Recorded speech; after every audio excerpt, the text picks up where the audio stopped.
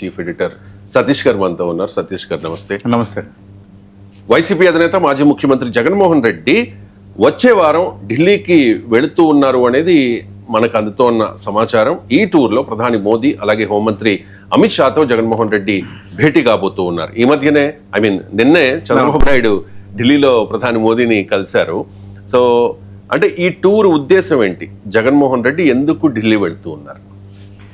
2024 ఎన్నికల తర్వాత, ఎన్నికల ఓటమి తర్వాత మాజీ ముఖ్యమంత్రి వైఎస్ఆర్ కాంగ్రెస్ పార్టీ అధినేత వైఎస్ జగన్మోహన్ రెడ్డి ప్రధాని మోదీతో భేటీ అవుతున్న సందర్భం ఇదే. అంటే అప్పుడు 2024 ఎన్నికల తర్వాత ఇదే ఫస్ట్ టైం. ఓహో. మోడీ అమిత్ షా ఇప్పుడు కలవబోతున్నారు అనేది మనకి అందిన ఇన్ఫర్మేషన్. ఆల్రెడీ పత్రికలు కూడా వచ్చింది. ఢిల్లీకి మోడీ పిలుపు, ఢిల్లీకి జగన్ పిలుపు అని సరే సోషల్ మీడియాలో వైఎస్ఆర్ కాంగ్రెస్ పార్టీ కార్యకర్తలు వాళ్ళు పెట్టుకుంటున్నారు. ఇక్కడ రెండు రకాల ఇష్యూస్ చూడాలి. జగన్కి పిలుపు వచ్చిందా, జగనే వెళ్ళి మోదీ? జగన్కి పిలుపు వచ్చింది. పిలుపు వచ్చింది అనటానికి కూడా ఒక సహేతుకమైన కారణాలు ఉన్నాయి. ఎందుకంటే ఇక్కడ రెండు కారణాలు చూడాలి. ఒకటి, అటు కేంద్ర ప్రభుత్వం చాలా ప్రతిష్టాత్మకంగా తీసుకున్న డీలిమిటేషన్ బిల్లు, మహిళా రిజర్వేషన్ బిల్లు, ఆ బిల్లుల ఆమోదం అనేది ఇప్పుడు అత్యంత ప్రాధాన్యత అంశంగా మారింది ఎన్డీఏ గవర్నమెంట్కి. గతంలో అంతకుముందు సెషన్స్లో ఒక పెద్ద గందరగోళం రావడం, ప్రతిపక్షాలది పైచేయి సాధించడం, చివరికి ఆ బిల్లులు ఆమోదం పొందకుండానే వీగిపోవటం, ఒక రకంగా అది ఎన్డీఏకి పొలిటికల్గా రాజకీయంగా చాలా పెద్ద దెబ్బ అని అందరూ అనుకున్నారు. అది కనిపించింది.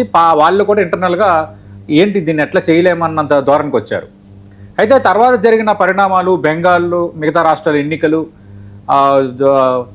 కొంత ఈ పరిణామాల నేపథ్యంలో కొంత లోక్సభలో, రాజ్యసభలో ఎన్డీఏ కొంత కంఫర్ట్ పొజిషన్గా సీట్ల సంఖ్యను పెంచుకోగలిగింది. ఇప్పుడు కంఫర్ట్ పొజిషన్గా ఉంది. మరి దానికి జగన్మోహన్ రెడ్డికి లింక్ ఏంటంటే, అంటే గతంలో ఎదురైన అనుభవాల నేపథ్యంలో ఈసారి ఆ బిల్లుల ఆమోదం అనేది ఎలాంటి ఇబ్బందులు లేకుండా, ఎలాంటి తలనొప్పులు లేకుండా అంత సాఫీగా సాగుకునేటట్టు. రెండోది, ఈ డీలిమిటేషన్ వల్ల నియోజకవర్గాలు పెంచితే రాజకీయంగా అందరికీ ప్రయోజనాలు ఉంటాయి, అందరికీ ప్రాతినిధ్యం పెరుగుతుంది అన్న అంశాన్ని బలంగా చెప్పడానికి అటు ఎన్డీఏ చాలా ప్రతిష్టాత్మకంగా తీసుకుంది. కేవలం ఎన్డీఏ పక్షాలనే కాకుండా ఏం డిసైడ్ చేశారంటే, ఇంక్లూడింగ్ కాంగ్రెస్, ఇంక్లూడింగ్ ఇండి కూటమిలో ఉన్న పార్టీలతో పాటు అందరితో ఒక డైలాగు నెరపాలి. సరే వాళ్ళు రేపొద్దున ఏం నిర్ణయం తీసుకుంటారనేది పక్కన పెడితే అని డిసైడ్ అయ్యారు. కానీ ఇక్కడ వైఎస్ జగన్మోహన్ రెడ్డి, వైఎస్ఆర్ కాంగ్రెస్ పార్టీ, అలాగే తెలంగాణలో బీఆర్ఎస్ పార్టీ, ఇలా కొన్ని పార్టీలు న్యూట్రల్ పార్టీలుగా ఉన్నాయి. డిఎంకే ఇప్పుడు ఇండి కూటమి నుంచి బయటకు వచ్చిన డిఎంకే మద్దతు ఇస్తుందో లేదనేది మిలియన్ డాలర్ల ప్రశ్నే. ఎందుకంటే డిఎంకే అధినేత మాజీ ముఖ్యమంత్రి స్టాలిన్ ఈ డీలిమిటేషన్ బిల్లు, ఈ ప్రతిపాదనల పైన ఒంటికాలు లేచి ఆందోళన చేశారు. ఇప్పుడు ఆయన అటుకి ఇటుకే కాకుండా ఉన్నారు. అందుకు ఇప్పుడు ఏం చేస్తుంది ఎన్డీఏ? తెలివితేటలుగా, వ్యూహాత్మకంగా అటు బీఆర్ఎస్, ఆల్రెడీ మనకు తెలుసు బీఆర్ఎస్ పార్టీ వర్కింగ్ ప్రెసిడెంట్ మాజీ మంత్రి కేటీఆర్ డీలిమిటేషన్ బిల్లుకి మద్దతు ఇస్తున్నామని ఆయన అనౌన్స్ చేశారు. అంతకుముందు ఆయన దాని మీద అభ్యంతరాలు వ్యక్తం చేశారు. బట్ ఇప్పుడు జగన్మోహన్ రెడ్డి పిలుపు కూడా అలాంటిదే.